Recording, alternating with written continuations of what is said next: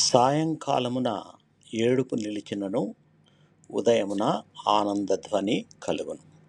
30వ సంకీర్తన 5వ వచనం.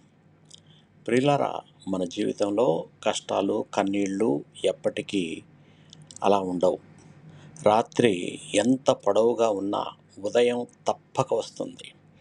దేవుని కృప మన కన్నీళ్లను ఆనందంగా మారుస్తుంది.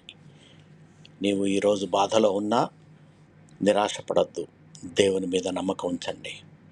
మీ ఉదయం ఎంతో ఆనందంతో నిండుతుంది.